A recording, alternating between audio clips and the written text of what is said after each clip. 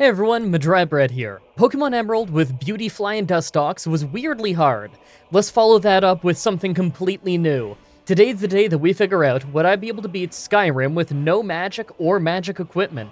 So real quick before the run starts, I have a confession to make. Despite playing Skyrim off and on since it came out, I can't even remember if I've ever actually beaten the game. Looking through my achievements, I don't see anything that looks like I actually beat it, so this is going to be my first time. Man, 2012, that was 8 years ago. I think I had less than 1,000 subscribers back then. Time flies. Anyway, that's why the title of the video is Would I Be Able to Beat? Rather than Would You Be Able to Beat? I bet you could, I just suck. If you want some super experienced runs, check out Mitten Squad. You know he's cool, because he follows my dumb Twitter. Like always, I'm writing the script as I go through with the challenge, so this part is being written before I've started. Everyone comment down below and guess if I can win or not. I'm convinced that I can win this, but it's probably going to take me ages. Let's explain the rules. We aren't allowed to cast any magic or use any enchanted equipment. This also means I can't enchant anything. We're allowed to use the mandatory shouts because they're required in every Skyrim run to actually beat the game, but outside of those moments where it's mandatory, I won't be using any dragon shouts. Lastly, the only mods that are allowed are cosmetic. I'm not allowed to use any mods that are gameplay oriented. Also, if you enjoyed the video, be sure to like, subscribe, and ring the bell for more. Let's do this. So let's start with oh, right. I forgot that I have to cap the frame rate in this game at 60 or it does this. I think the physics are tied to the frame rate or something. Hey, if you ever want to see the hilarious outtakes from stuff like this, I put them on my Twitter, linked in the description. Alright, I think I fixed the frame rate. Let's start with the character creation. I decided to be an orc, half because it's my favorite race in most fantasy games, and half because it just seems like a sensible choice. I mean, if I can't use any magic, then I'm probably going to want to be the biggest, beefiest dude we can be, right? Then again, maybe being a stealthy archer would work out better. I guess we'll see. So, the game actually breaks a ton. Like in the tutorial, where the dragon just never broke through the tower wall. I get the feeling that it doesn't like that I'm using a modern computer that's a bit stronger than it's expecting. I want to point out that I have no mods installed right now. Let's see if I can fix this. A few tries later, and the wall breaks, just for me to get to the next area too fast so the NPCs don't show up to unbound me, and I'm stuck here until I reload a save. I forgot just how often this game breaks. It seems that I have some kind of glitch where some events don't trigger until I tab in and out of the game, so that's pretty bad. This is a fresh install, by the way. Anyway, I ended up fixing some more of the issues through downloading a fan-made script extender. Why that would fix anything, I'm not sure, but it didn't fix everything. I still just keep having more and more issues, so I decided to drop 50 Canadian dollars and buy the special edition of Skyrim, since up until this point, I was just playing the original. Yep, I'm dropping 50 bucks just to do this dumb challenge run for you. Apparently this used to be a free update back in the day, according to people on my Twitter, but I must have missed the boat on that offer, so I had to pay for it. That seems to have fixed the problems, though, so let's migrate over to the special edition. So, I'm not going to talk about the tutorial too much, since in my Oblivion runs, you guys told me to just skip that part. So to anyone who doesn't know the game, we almost got our head chopped off, a dragon attacked, I escaped with the help of a Stormcloak dude, although a Legion dude can help you out as well, and now we're in a small town called Riverwood. Since this is my first Skyrim run, I'll do what I did with the first Oblivion run, and give you a quick overview of the plot as I go through. That way, if you don't play the game, you can kind of follow along. So that city we started in, Helgen, got obliterated by a dragon, and the last time we saw it, it was flying towards Riverwood. Our job right now is to warn the Jarl of Whiterun about the incoming dragon, since that's the best protected city around here. It sounds urgent, but as is the norm in these Elder Scrolls games, I can take as much time as I want to. Once I get there, I tell the Jarl of what I saw, and he sends some troops to Riverwood right away. Although, I don't know how they're going to protect against a dragon. He takes me to talk to his court wizard, who has some of the weirdest voice acting I've ever heard. Discuss the ongoing hostilities, like the rest of the great warriors. They task us with going into Bleakfall Barrows to find a tablet that should be a map of dragon burial sites. They don't really tell us why we're doing this or how it helps us with the immediate threat of a dragon, but I seem to remember that we'll figure out while we're there, so let's head over. On our way there, I run into a small bandit outpost. I gotta say, complaints about the glitchiness aside, I'm actually having a lot of fun getting back into Skyrim. The combat feels a lot better than in Oblivion, and with my Imperial gear and short sword, I kind of feel like a Roman soldier, so that's cool. Anyway, not great loot here, but we got a longbow, so at least we can participate in ranged combat if we need to. Bleak Falls Barrows ends up being these really big ruins. There's tons of weak bandits here, presumably grave robbers. They're all pretty easy and give us a chance to level up, although I'm holding on to the levels right now. Once I spend this, I get a free full heal, so let's use these carefully. In the ruins itself, as I near the end, I have to fight the boss of a bear! Yeah, so you know how you normally fight a gigantic spider here? Well, when I switched to the special edition of Skyrim, I also picked up a mod to remodel spiders to look like bears, so that we don't all collectively have a heart attack every time I turn around and there's a spider in my face. Turns out, though, it actually made the fight harder. So you know how I said the mods wouldn't affect gameplay? I burned myself. Normally the spider can't leave this room that he's stuck in, but because the bear model is smaller than the spider model, he's actually got the strength of the spider boss, but the mobility of a much smaller bear. This fight is way harder now, so we have our first challenge. Alright, I can't outmuscle this guy, so I use a 3-second paralysis poison that I found on the table, use that on my sword, hit him with it to stun him, then cut my way through all the spiderwebs and start running for it. Normally he can't follow you out of here, but he can with me. Draugrs are waking up all around me, but I just book it. Once I get past this swinging axe trap, I stand and fight. The cramped hallways here help keep the Draugrs from overwhelming me. I fight my way through a bit more of these ruins before I hit the puzzle door and realize I never got the golden claw. It has the key to this door. Some guy back in the spider bear room had it, and I was so busy running away that I just didn't get it. So I walk all the way back to that room after the bear just to see that he seems to have stopped following. We get to watch some Draugr fall for the best trap ever.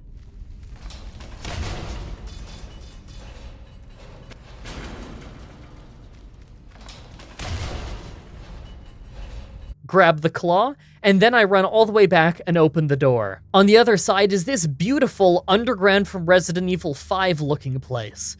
We get the power word for unrelenting force from some kind of magical wall with engravings.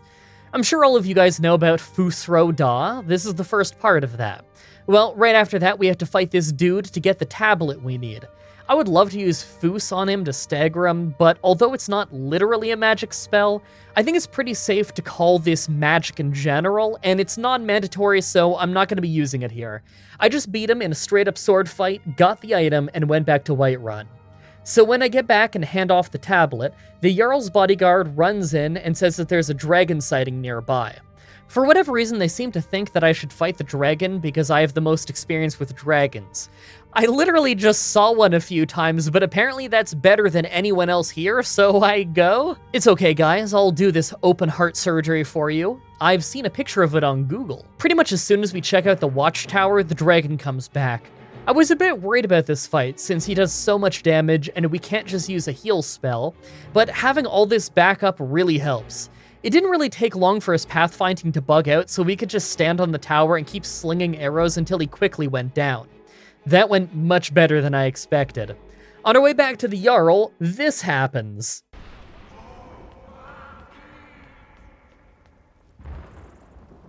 According to the people in the castle, that was the Greybeards calling us. Some kind of group of old Nordic sages that are calling me, presumably because we're the Dragonborn, and we're needed to deal with the whole dragon issue going on.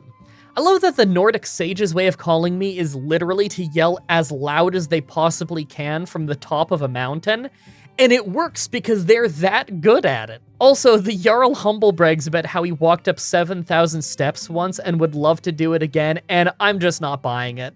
Look at this dude's posture. Hang from a pull-up bar or something, man. Stretch out that lower spine. Sitting like that is gonna make your whole body shrimp in like a goblin. Oh, and he also assigns us a bodyguard called Lydia.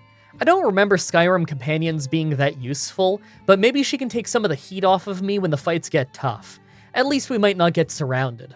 Anyway, we have a pretty long journey if we want to get to the Greybeards, so I take the horse cart to get to Riften, then decide to walk the rest of the way.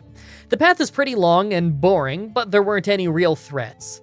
There was one frost troll on the mountain itself that was probably too tough for me, but I just ran past him and he didn't follow me. Once I get to the Greybeards, they have me practice our new shout. This is basically a spell, but again, it's also not being used in combat, it's just a required part of the game. If you're watching just to find out if the game can be literally beaten without absolutely any shouts, then you can consider this a failed run right now. In fact, it's gonna be failed multiple times, I think.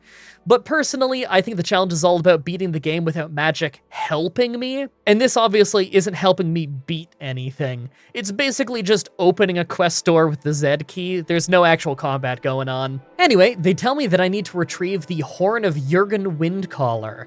I don't really know why, just that they want me to do that. They don't tell me where that is, but thankfully our map does because it's halfway across Skyrim. So I have to take the horse and cart again to get near it to then travel the rest of the way on foot. The dungeon itself isn't too bad, just a whole lot of bandits, necromancers, draugrs, and skeletons. Nothing here ever puts us in serious danger. If anything, just getting lost is the worst part about this place. The annoying part, though, is this puzzle. All I have to do is run through those gates, and they open as I pass by these red glowing stones. Problem is, you don't seem to be able to get past here without the whirlwind sprint.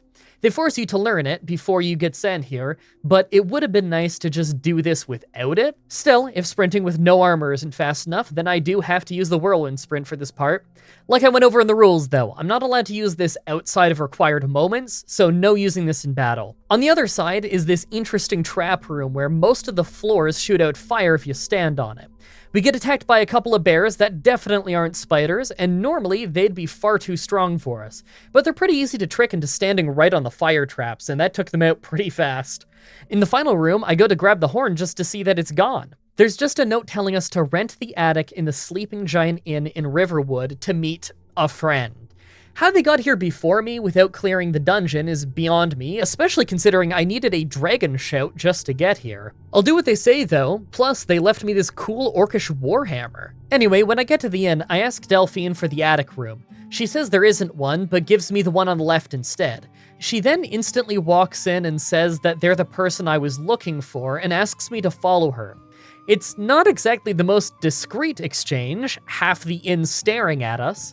Once we get to a room, she says to close the door. I do. She opens the secret door, and Lydia instantly opens the door behind us, so I guess everybody just knows now. She gives me the horn and says that she needs me to do something for her to prove that she can trust me. I have better things to do than get sassed by the lady who just got in the way of me trying to get the horn for the Greybeards, so I tell her to take a long walk on a short pier and get out of there.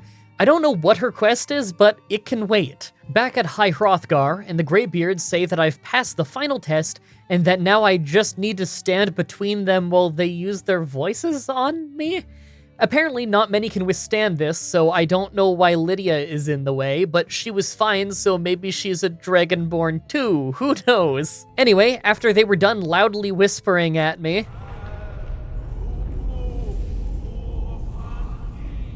they just walk away and the quest is over.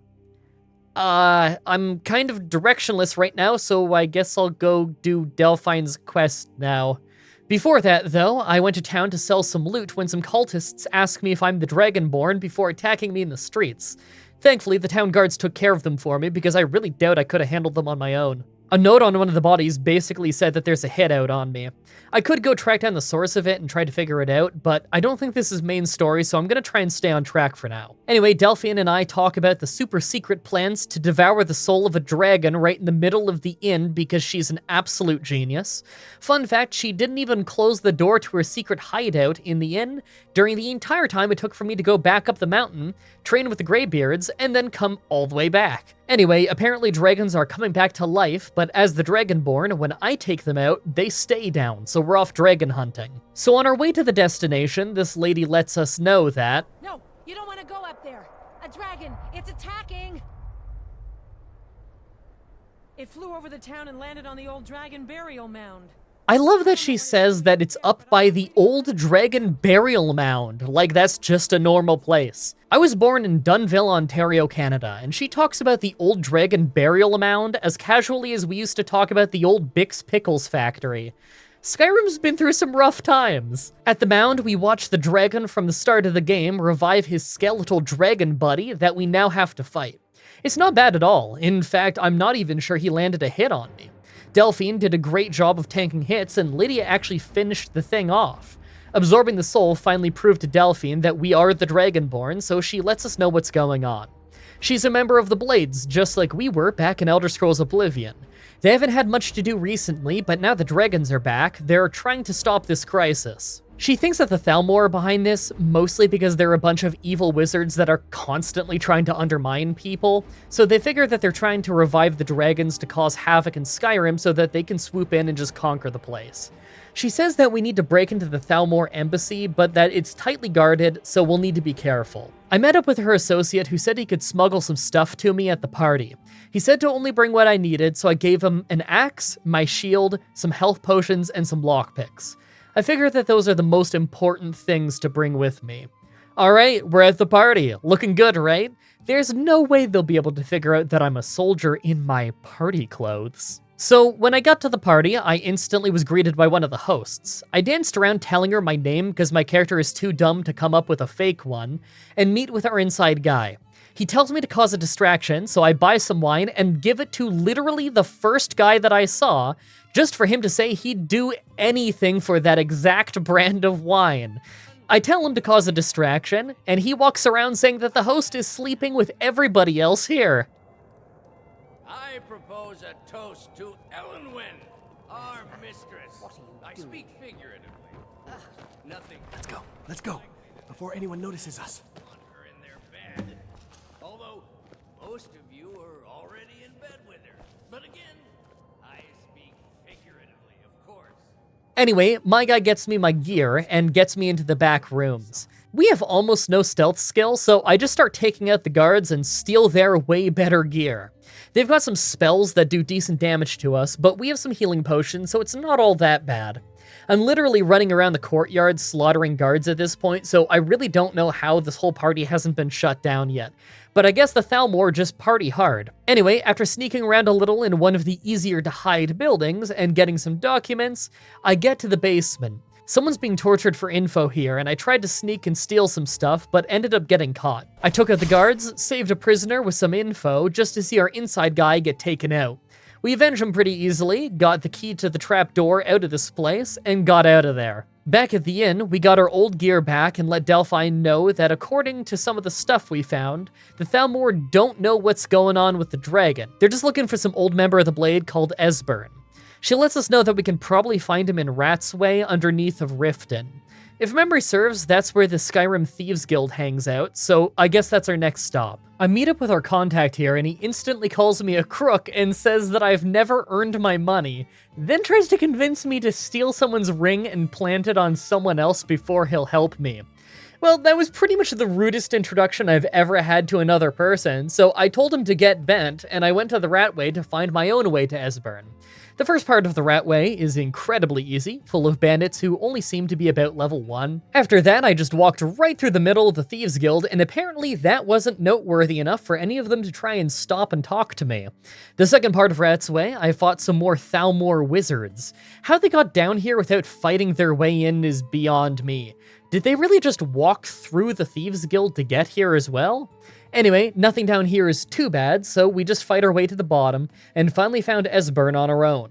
He just says that the whole world is coming to an end and there's no chance of survival without a Dragonborn, and the millisecond I say that I'm a Dragonborn, he gathers up all of his stuff and asks me to take him to Delphine. Fighting our way out of here is incredibly easy, as Esbern is a pretty strong magic user, so we had no real troubles getting back to Riverwood. Once we get there, he tells us about Alduin's Wall, apparently some kind of artifact that the Blades made that can help us deal with the dragons, and that we need to go to the Skyhaven Temple. So I guess that's the next destination. On my way there, I ended up getting attacked by a dragon randomly. I tried hitting it a bit before quickly realizing that I'd end up blowing through most of my health potions if I stay and fight, so I just ran for it. Well, I'm running for my life from a dragon, now is a great time to plug my friend Goosen.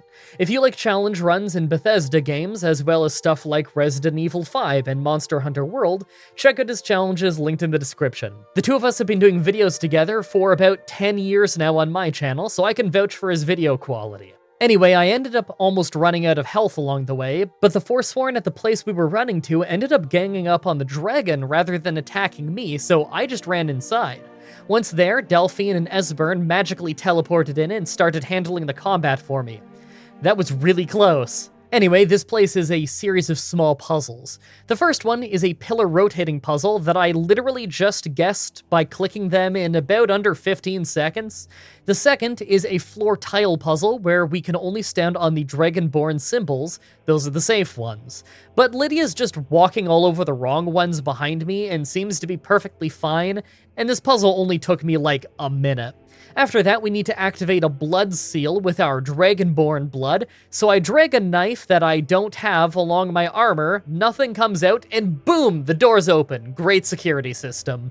Inside the temple, Esbern stares at a wall and tries to explain to us that the Blades recorded the history of the Dragon War by carving it into this wall. I don't know why a stone wall was their way of recording this, seeing as stone erodes, but the Blades aren't exactly the brightest if Oblivion is anything to go by. Anyway, he says that we need a shout that can knock a dragon out of the sky, so we're going back to the Greybeards to see if they know one that'll work. When I get there, Arngir says that he isn't going to teach us the shout because the world is meant to die. His evidence for this is that the Dragonrend shout has been used before and Alduin is back. So basically, we tried once and it didn't work, so I give up. I'm starting to think that the Blades and the Greybeards both suck. Anyway, he gets yelled at by his boss instantly.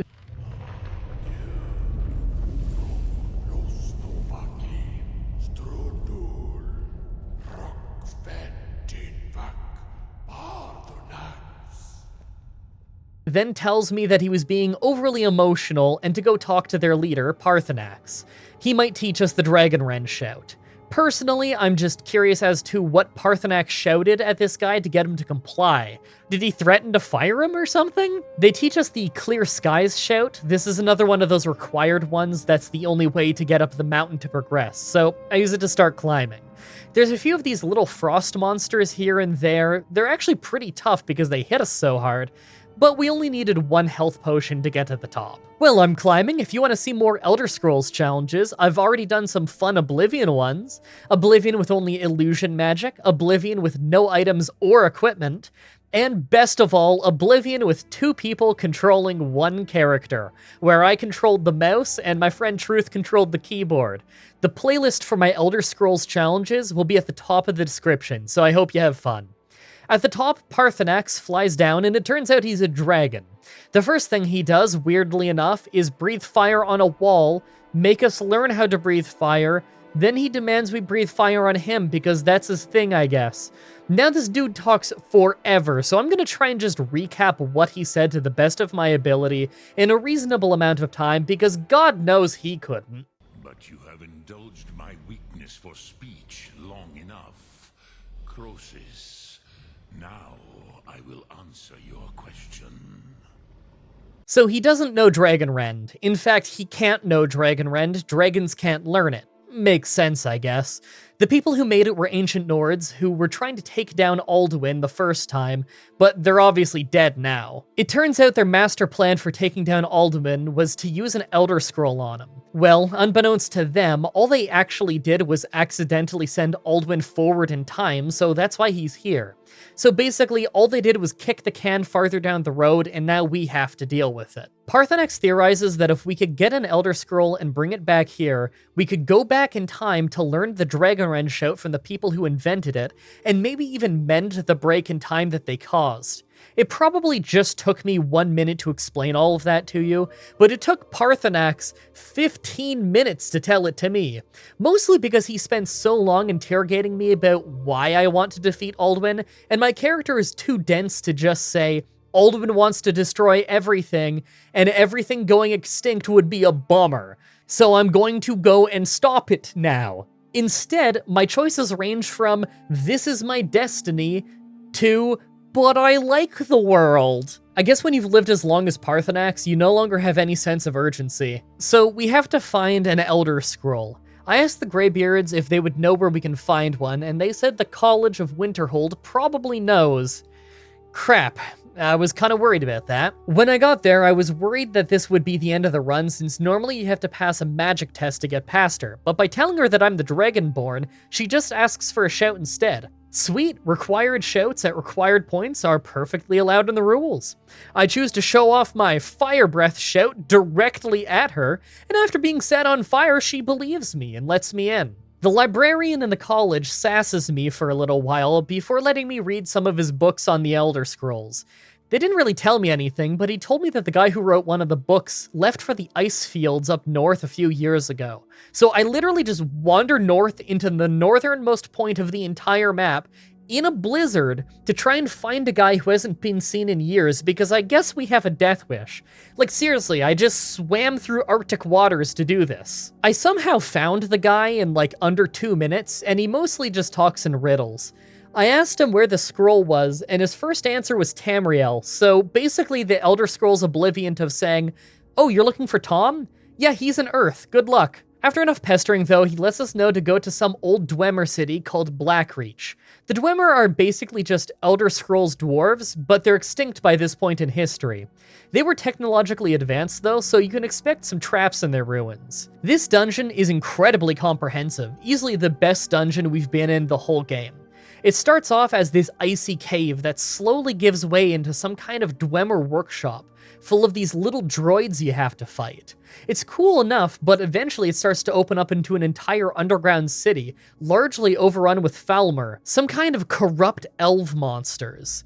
Their weaponry is actually much better than what Lydia was using, so I ended up giving her a lot of my loot, although we don't give her anything magical. I don't know if you guys would consider my companion using magical equipment as against the rules or not, so I just didn't risk it.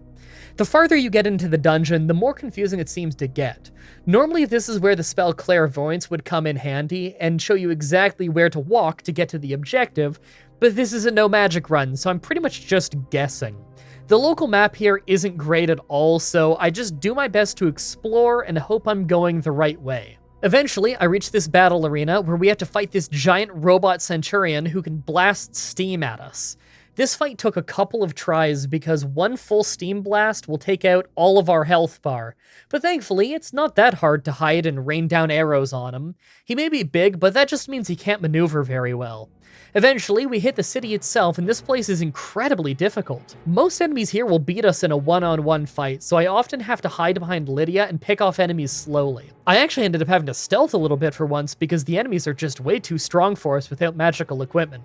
I'm starting to worry that the scaling difficulty has made the game a little bit too rough without magic equipment, but I'm going to keep trying. For the record, I believe I'm level 10 right now. At the end of this place, we run into a puzzle room that doesn't make any sense to me, but I ended up guessing the right button combo in under a minute, so we got the Elder Scroll. Once I bring it back to the top of Parthenax's mountain, he tells me to read it at the time wound, and it gives me a vision of when Alduin was first sent forward in time. The Nords here seem to have thought that they were banishing him, but the moment we learn Dragonrend and the vision ends, Alduin is right on top of the mountain ready to fight us. So this is a strange fight. Alduin is invincible while in the air, and the only way to get him to land is the Dragonrend shout, so that's obviously allowed for this fight. Parthenax helps us in the fight, but honestly, he looks so similar to Alduin that is kind of confusing.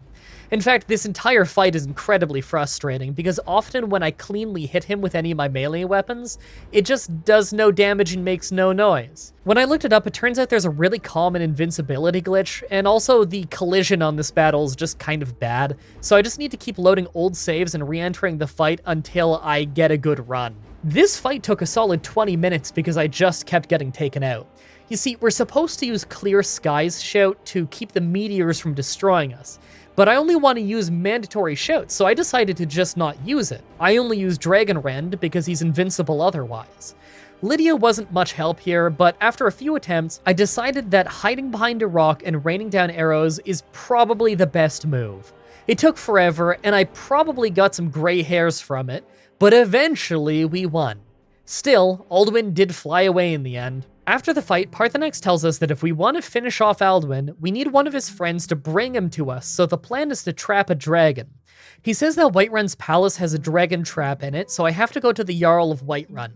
Naturally, he isn't thrilled about the idea of bringing a dragon into his palace, especially during a civil war when he hasn't picked a side yet. He said he'd be willing to consider it, but only if there was a truce between the Imperials and the Stormcloaks. They're a big part of this game, but I've hardly talked about them because they don't really intersect with the main story very much. But the short version is, the Stormcloaks are rebels that think that the Imperials' rule over Skyrim is illegitimate. I mean, they're kind of right. It does seem to be a foreign power ruling over them, and they're doing a really bad job, and I believe they're not even acknowledging one of their gods. But at the same time, the Stormcloaks are pretty much just Nord supremacists who let other races get bullied into submission in their own headquarters, so it's hard to call the Stormcloaks the good guys. Anyway, I go to the Greybeards and ask them if they could hold a peace conference for us. Both sides generally seem to respect the Greybeards, so this plan seems as good as any to get a truce. After that, I go to Ulfric Stormcloak and General Tullius and convince both of them to go to the talks. Neither seems to take the idea of a truce very seriously, but both are willing to go if it means that they'll look like the reasonable side.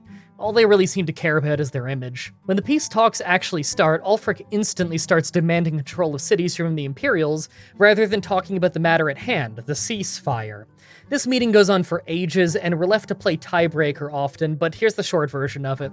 Ulfric constantly tries to dictate the terms of negotiations, whereas General Tullius of the Imperials pretty much is just fair the whole time, only asking for cities if he's agreed to give away cities. Again, what this has to do with the ceasefire is beyond me, but it really seems like that was an afterthought. A few people ended up having to speak up to remind them that the dragon threat is the reason we're here today, and eventually they stopped complaining about unrelated stuff and agreed to trade a couple of cities and have a ceasefire. After that, I talked to Esbern, who lets us know the name of one of Alduin's friends. This means that we could use a shout now to call him to Whiterun and hopefully spring a trap on him. So we go back to Whiterun, call for his buddy Odiving, I think is his name, and he shows up. It's not the easiest fight in the world, but just a few minutes of firing arrows at him convinces him to actually climb into the building, and we spring the trap on him. Now, I know what you're thinking. His head is right there, he can breathe fire, and this dragon trap is made out of wood. Well, congratulations, you thought of something that Bethesda didn't. Well, Odiving didn't think of that either, since he instantly gives up and agrees to fly us to Sovngarde. Basically Valhalla, if I understand correctly, so Nord Heaven. After that, he drops us off outside with one last area full of Draugr to fight. We don't have Lydia with us anymore, since I guess she couldn't handle the trip, but we do know that there's a portal to Sovngarde that exists here, so we have to go hunting. Most of the time is spent just sprinting away, though, because we have 2 dragons following us, and we can't even beat one on our own. So I just make a mad dash for the building so that they can't follow us. Inside of the castle, there's a ton of Draugrs here that are generally not too bad to fight, as long as you pick them off in small groups, as well as a few spider bears that are pretty easy to get stuck in doorways for easy fights. Other than that, we have some simple puzzles. There isn't really much to talk about here. After that, though, we have to make a mad dash for the portal before they close it, because there's no way that I could beat them in a fight to reopen it. Thankfully, it only takes 2 tries before I got in. So here we are, Sovngarde. There isn't really much to do here, to be honest. We run through the fog of no danger, show up at the bridge with this massive Nord who wants us to pass a combat test, pass it pretty easily just by hitting him with about 5 power attacks, then walk into the Great Hall. In here, we find the 3 Nords who actually fought Alduin back in those flashbacks. They agree to help us defeat Alduin for good this time. Hey, fun fact, you know those awful, unskippable bits of dialogue in Skyrim that you've probably heard a million times? Well, if you're not locked into a conversation and you can walk around, just keep sprinting at them and then backing up and doing it again. Every time they stumble, they'll skip ahead in their conversation and save you an eternity. Seriously though, these guys don't really tell you any plot. They basically just recite poetry about how they're totally gonna beat up Alduin and take his lunch money. After that, we charge outside to meet Alduin. To get him to show up, we have to clear the mists together. Then as he attacks, I once again have to use Dragon Rend on him to remove his invincibility. Once I do though, our gang of dudes swarm him so fast he never had a chance to reach us. So only about a minute later, we've defeated Alduin once and for all. Beefcake over here thanks us for the help and sends us back to Skyrim, where a bunch of dragons celebrate us as the destroyer of Alduin. Parthenax still isn't sure if he's happy about it or not, but regardless, he congratulates us on the victory before they all fly away, finally marking the end of the main story of the game. I've gotta say, frustrations with getting the game to work aside, I had a pretty fun time with that run. It got real stressful in those last few quests when I really wasn't sure if I was strong enough or not, but this was a pretty fun way to come back to Skyrim with an added challenge, and I recommend giving this run a try if you want to go back to Skyrim as well. I hope you guys liked that run. For next Saturday's challenge, it's back to Pokemon with Pokemon Red with only one Meowth, a shockingly frail Pokemon. As always, I'm looking forward to your suggestions in the comments, in the challenge section of my Discord channel, and on Twitter. Subscribe, ring the bell, stay tuned. If you guys want to see me do more challenges like this, please let me know in the comments or on Twitter. I can always use more ideas from you guys on what I should do next. Also, check out the playlist in the description if you want to see all of the challenges that I've done, Elder Scrolls or Pokemon. Also, come to my Twitch TV streams and tell me that this video sent you. Thank you everybody so much for watching, and until next time, have a nice day.